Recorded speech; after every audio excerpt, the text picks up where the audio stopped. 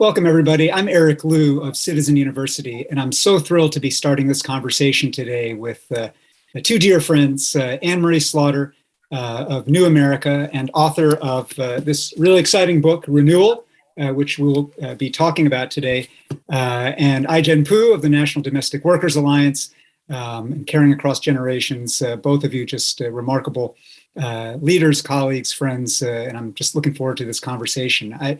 To get it rolling, actually, Anne-Marie, I just want to start with you, although, Ai-jen, I'll be interested to hear your thoughts on this question too, which is simply, why renewal? Why this particular concept right now? And, you know, as you write about in this book, you really thread together renewal on an individual, personal level with renewal on a civic, social level as Americans.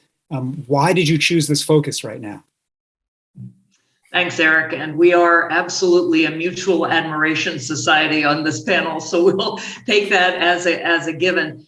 So I chose renewal very carefully and deliberately. I care about words. I read a lot. I think it matters how we describe, how we name a process. And renewal is a process that looks backward and forward at the same time, right? It's not reinvention. It's certainly not restoration, but it goes back to something. It's not starting fresh. You're renewing. So something already existed and you have to look back. And in my view, you have to face what existed for good or ill. And if it's ill, you have to take it in. And then, though, there's this equal process that is looking forward and is building something new on that foundation, however you have then faced it or shaped it. And I think that it's particularly important for people. I'm 63. I am not going to reinvent myself, no matter how many, how-to books promise me that I can have a whole new you. I don't buy it. So I think personally, you really have to sort of start with your life experience and who you are. But equally, and maybe even more, when we come to an organization, and New America has been going through this, or our country, you can't just say we're going to have a whole new America, notwithstanding the name of my organization. You have to start with our history. So it's that dual process. Well, Ai-jen, I mean, I know this is a process you think a lot about in the nature of your work about care, because care inheres in care is the question of renewal. But the subtitle of Anne-Marie's book is From Crisis to Transformation in Our Lives, Work, and Politics. And, domestic work, the caring economy in general, is in a period of both crisis and transformation, right? This was even before the pandemic true. How does renewal land with you as a concept? I think the frame is so powerful and so helpful to help us think about what it looks like to move forward from this incredibly epic time of disruption that we've all just lived through with the pandemic. But even before the pandemic, we were simmering in multiple crises, a care crisis, a crisis of low-wage work in America and inequality, so many crises amidst so much changing racial demographics, an aging population, and we are ripe for a renewal. And I think what the pandemic did with this disruption and everything about the way that we live and work and care is create the possibility for that renewal to be very transformative, actually. That we can actually go deeper in the change that we catalyze going forward. And it's so important that we're drawing upon what we do know and where we've been and what we've seen, where we come from as we try to chart that way forward. So I just think it's such an incredibly powerful and helpful frame that helps us think about transformation and rooting in some long-standing truths and uncovering what we need to understand in order to move forward towards true progress.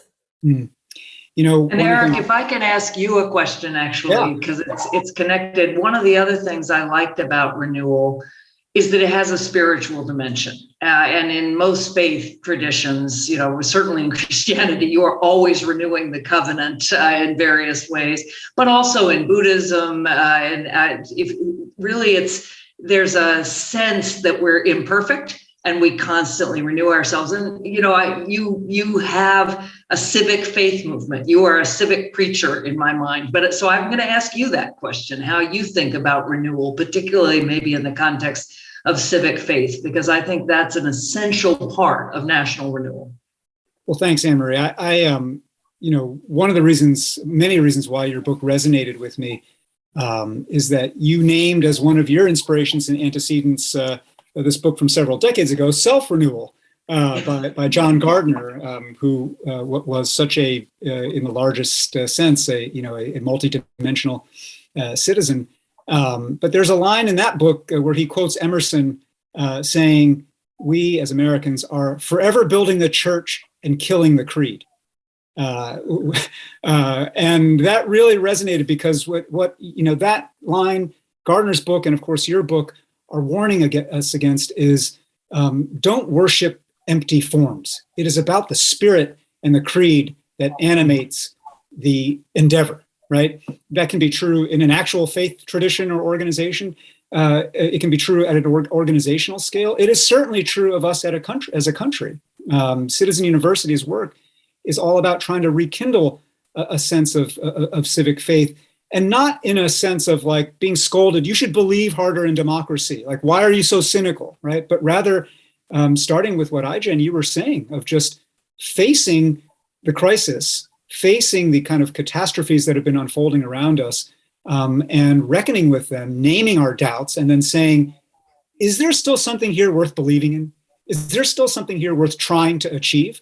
And it's out of that abyss that you actually, I think, get that opportunity for renewal. And that to me is not just about policy. It is about a prior sense of commitment to each other, a prior sense of commitment to this thing we're doing, right? The experiment of self-government. And if you don't have that prior commitment, no amount of policy is actually going to remedy what's broken. And Anne Marie, that actually makes me think about a next question I wanted to pose back to you. Given the kind of scene and setting for this gathering and event that we are a part of here, and its focus on how these themes play out in place, right? Rooted in place in cities and communities.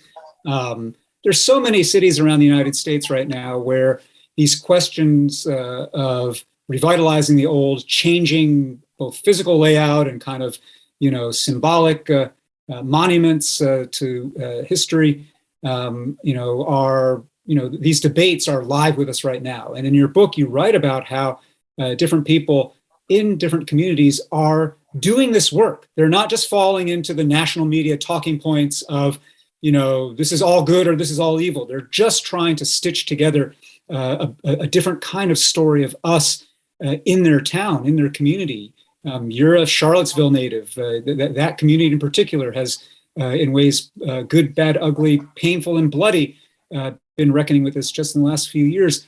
What kind of, given your lens of renewal, how will this kind of urban redevelopment actually change the way all of us as Americans think about growth and change in the places where we live? It's a great question.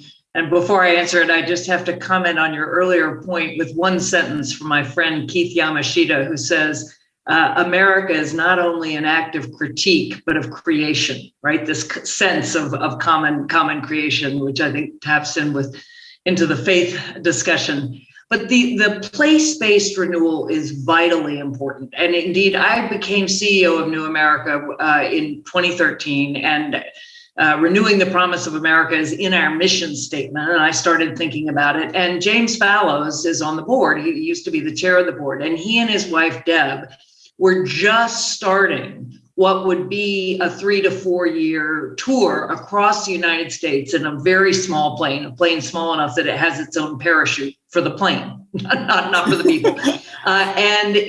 They then chronicled these journeys and wrote them up in the book Our Towns. And the book is really kind of a paean to the American spirit in the sense that they go to lots of small towns in Mississippi and Iowa, California, sort of coast and Midwest and South all over. And what they find is is not a kind of everything's pretty. It's very much a renewal. And here I want to distinguish between renewal and renovation, because when we renovate, we just tear out what is old and ugly and we throw it away, and we keep the pretty parts, and then we add new things. This is deeper than that, and it has to be. First place, you can't just rip out the ugly parts of town. You've got to build. You can certainly renovate buildings. You can take old buildings and find new purposes for them. But a lot of this involves people coming together and crossing divisions because they wanted better schools, because they wanted jobs for their kids, because they did want to beautify part of their schools, part of their city. And so I think that is happening in many places. I think we have to be careful both of gentrification and look, James Baldwin said urban renewal is another name for Negro removal, using the language of his time. And so both the African-American community and the Hispanic community have very bad memories of previous efforts to renew parts of cities by just basically wiping out neighborhoods. I think this time around in many places, what you're seeing is more a layering on top of, a bringing together, a finding a way to renew the city without, again, destroying the past. I want to bring up another frame that your comments just made me think of, because that project of layering in a way that is inclusive, and building, and not just tearing down and rebuilding, but building upon and with, it's hard work. And there's a frame that is really helpful, I think, called radical honesty. And I would love to hear you talk about what that means, both of you, and how it can be applied in this context. Well, the book starts with a crisis that I went through. And as I say, the details of the crisis are much less important than that it really was a personal and professional crisis that shook me and really forced me to look at my own past, my own leadership model, and yes, to face things that I really didn't want to face. That's where the radical honesty comes in. I say, you have to look in the mirror and try to see what other people see, not just what you want to see. And I'm careful when I say that, because there are many of us who are subject to all sorts of bias and who get very negative messages from the world. And I don't want them to see the results of that. But for many of us, it's natural to deny and just, or to avoid things that people tell us or things that happen that can be interpreted in a particular way. And I quote David Bradley, who was on my New America's board at the time of the crisis, and he said, run toward the criticism. He said, if you're having an argument with your spouse and you're sure your spouse is 98% wrong, but maybe 2% right, run toward that 2%. So that's what I mean by radical honesty. And again, I think it is true for people, for organizations, for countries. And it's hard. And now that I've put it out there, of course, my kids say, Mom, radical honesty. I may never live this down, but I do. Oh no, shame on them for weaponizing this. No. Exactly. Although that actually is joking aside, that actually does illuminate an important kind of corollary to radical honesty, right? Radical honesty is itself exercising radical honesty of the kind that you've described, Anne-Marie, and that you did and have in facing that crisis at New America, is a bit of a leap of faith.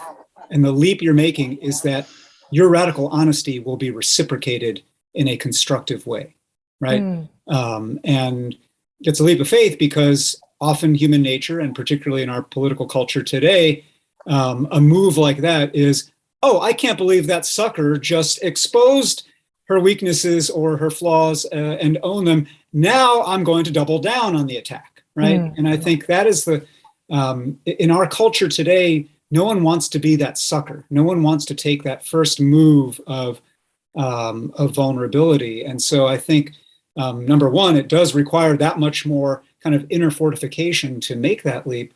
But number two, I think that radical honesty, we've got to try to cultivate that in a way that's connected with radical empathy. And so, and that's kind of, again, 360. So the 360 is not just Anne-Marie, you being subject to a 360 review, in the workplace where, a la the Cultural Revolution, everybody can come denounce you and you have to wear a sign kind of about, what your sins were. But the sense of that all that happens in the context of empathy. You have to be empathizing with those whose criticisms you are running toward, and those who criticize have to be empathizing for what it was that perhaps in good faith you were trying to do, or with blind spots you weren't aware you were doing or not doing. And again, that's at the interpersonal level, but that is so, I think about this at the kind of societal level of how do we cultivate some kind of new social contract of let's be real with each other. But in being real with each other, let's give each other some grace, because when you're real, it means you're never always right and you're never always wrong, right? And I think, I don't know, Jen, what again, you're living that too. I agree with you. And I would even build, so we went from radical honesty to radical empathy, and it's a both and I would just layer on top of that we need strategic honesty and empathy too. And what I mean by that is that as we're looking to build, we have to really be understanding the history. This is back to the renewal theme, the history, the power relations, the systems that are the context for our choice to be honest and empathetic, and how are we building towards honesty and empathy at scale in the context of that environment, which is so complex. And so it's, I think, how do we organize the honesty and the empathy in a way that allows us to get momentum in this environment where everything is so distributed and polarized. I want to pick up on that distributed dimension in a moment. One thing you just said, Ijen, really makes me think like that strategic honesty and empathy. If you take a debate like the kind of bad faith debate about critical race theory that's been unfolding in our country, it's neither radically honest nor radically empathetic. It's actually, profoundly dishonest and unempathetic in how it's unfolded.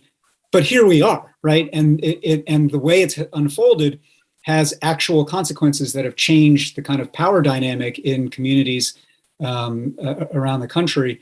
And so when you named that kind of strategic dimension of being aware of power and power imbalance, I think that's true on every one of these kinds of issues that, especially when it comes to facing our past or history, that end up pushing emotional buttons and defense mechanisms. And your question really made me think about one, this notion of distributed power. Anne-Marie, you speak a lot in this book. You write about kind of leading from the center and what that means and how that's distinguished from leading in a more hierarchical approach, but both the pluses and minuses even of leading from the center. What does that mean to you, and how has that influenced the way you're working as a leader and as a citizen? Well, so I have written a lot about leading from the center over the years, because I think about the world more horizontally in terms of networks rather than hierarchies. But one of the things I learned through this crisis, and I'll just say that I think part of our solution here is to link honesty with strength of character, with taking risks, with building trust. That, if I can show you my whole self, I am not being strategic in that moment. I agree we have to be strategic overall. And I'm inviting you to see me in a way that maybe we can build trust. But I'm also saying, hey, I'm strong enough to do this. But in that process, I learned that you have to lead from the center and the margin at the same time. right? The center is a power position, just like being at the top of a hierarchy is. You're at the top of the ladder or the center of the web. But in both cases, and maybe particularly when you're in the center, because you are so horizontal and everybody's equal. Well, no, everyone isn't equal. We use the term marginalized exactly to mean people on the fringes. So if you imagine a web, these are people you're pushing out who are less connected by definition. And it's so important. I mean, connections are power, as we know. They are less informed. They don't hear all the information that you hear at the center. Their voices are much harder to hear because they are out on the edge. So I try to describe in the book a way of flattening your hierarchy, because you still need a hierarchy too. You got to make decisions. You can't lead just horizontally. But even when you are more horizontal, really paying attention to constantly bringing in folks from the edge. I think about those penguins who all are together in Antarctica, and the ones on the edge, get to come toward the center, and sort of there's a constant circulation. And it's not easy, but it's one of the things that, I realize that sitting in the center, it's just way too easy not to be constantly thinking about how do I pay attention and give voice to those on the edge. I love that so much. And it really resonates with how we think about things at the Domestic Workers Alliance and try to see into the future.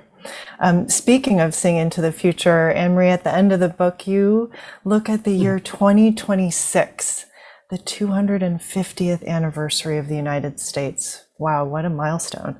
What does it look like to each of you? Where do we go from here? Well, I'll go first. You go first. I'll go first so that you can have the last word on this. Although, actually, Ai-jen, why don't you say a word too first about answering your own question?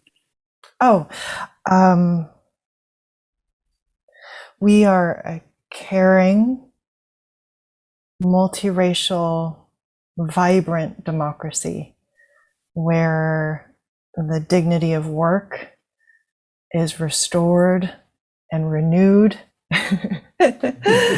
and we have what we need to sustain and care for the people that we love. That's really powerful. And, I often say that, what we're trying to do in the United States feels grueling and hard because it is hard. We're trying to do something that hasn't yet been done in human history, which is to be the planet's first mass multiracial democratic republic. It just, no society has hit all those marks, much less multi-faith, right? Hit all those marks, and you've actually done something remarkable for humanity. And my vision for 2026 is that we will have turned a corner and understood that we are not on a path to decay and disunion and disintegration. We're actually accelerating kind of onto the path toward the achievement of that kind of vision, that mass multiracial, multi-faith democratic republic, and one in which all of us feel a sense not only of power, but also responsibility. Our conception of citizenship in our work is that power plus character equals citizenship. That to live like a citizen, you have to be fluent in power, but also grounded in a set of values that fundamentally boil down to, do I take responsibility for what's going on around me? Do I not think this is always someone else's problem? And we have a politics right now on left and right where we want people above or in the center or somewhere to solve things for us. And we put great stock and hope in them, or fear them if they're not of our worldview. Ella Baker, the great civil rights activist, said, strong people don't need strong leaders. So I hope that in 5 years, we're a stronger people, less reliant on strong leaders. But Anne-Marie, you should get the last word here that really closes the loop on renewal. So 2026 is the 250th anniversary of the signing of the Declaration of Independence. And it is a very different anniversary than 1976. I was 18 in 1976, manning a bicentennial booth at the University of Virginia in Charlottesville. So, Jefferson practically walked the streets. And it was a triumphalist celebration. It was, we've been through Watergate and Vietnam. It's not like America hadn't had bad times. But it really was just a celebration of the greatness of the country. And the narrative was the standard white narrative that I grew up with.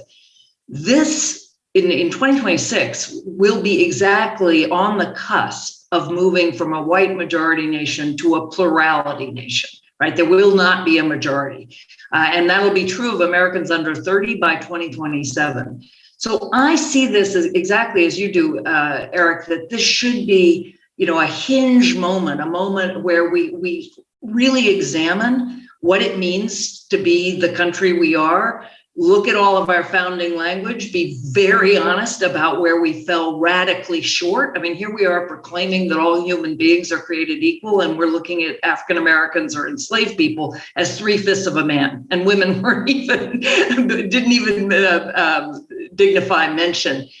So what I hope for this is an anniversary where all of us think about the country we want, and then start to actually do that now. So every city in the country, we're talking about cities, every city in the country could, figure out a way to empower young would-be journalists from their neighborhoods to tell the whole story of their city, to interview elders and go through archives, and to then figure out, what is it that we value most, and how are we going to celebrate, commemorate, reflect. It is going to be a kaleidoscope of emotions. And then if we can do that at the local level, then at the state and national level, but also organizations like IGEN, I'm with you on this is how we build a caring nation, a nation that respects and values the care we must give one another. So I hope that 2026 is a catalyst. I hope it is a sort of a hinge for the country, for the great country we can be as a mass, multiracial, multi-faith democratic republic for the next 250 years.